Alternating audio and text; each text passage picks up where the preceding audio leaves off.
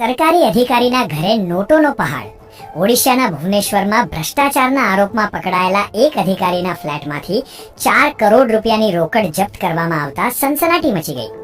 ભ્રષ્ટાચાર દેશનો કેટલો મોટો દુશ્મન છે તેનો જીવતો જાગતો પુરાવો ઓડિશામાં સામે આવ્યો. વિજિલન્સ વિભાગે ગ્રામીણ જળ પુરવઠા વિભાગના સેક્શન ઓફિસર દેબબ્રત મોહંતીના ભુવનેશ્વર સ્થિત ફ્લેટ પર જ્યારે દરોડા પડ્યા ત્યારે અધિકારીઓ પણ ચોંકી ગયા હતા. ફ્લેટના ખૂણે ખૂણેથી 4 કરોડ રૂપિયા જેટલી મોટી રકમ રોકડ સ્વરૂપે મળી આવી છે. ટ્રોલી બેગ, કબાટ અને છુપાવેલી જગ્યાઓમાંથી નોટોના એવા બંડલો મળ્યા કે તેને ગણવામાં પણ તકલીફ પડી ગઈ હતી. ઓડિશાના ઇતિહાસમાં કોઈ એક સરકારી કર્મચારીના ઘરેથી મળેલી આ સૌથી મોટી રોકડ રકમ છે. આ અધિકારીની અપ્રમાણસર મિલકત ભેગી કરવાના ગુનામાં ધરપકડ કરી લેવામાં આવી.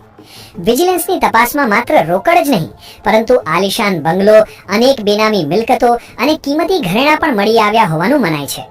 સામાન્ય જનતાના ટેક્સના પૈસા કેવી રીતે કેટલાક ભ્રષ્ટ અધિકારીઓ ગપચાવી જાય છે તેનું આ વરવું ઉદાહરણ છે. ઝીરો ટોલરન્સની નીતિની વાતો વચ્ચે આવા કિસ્સાઓ સિસ્ટમની સુરક્ષા અને પારદર્શિતા સામે પણ સવાલ ઉભા કરે છે. તમારા મતે આવા અધિકારીઓ વિરુદ્ધ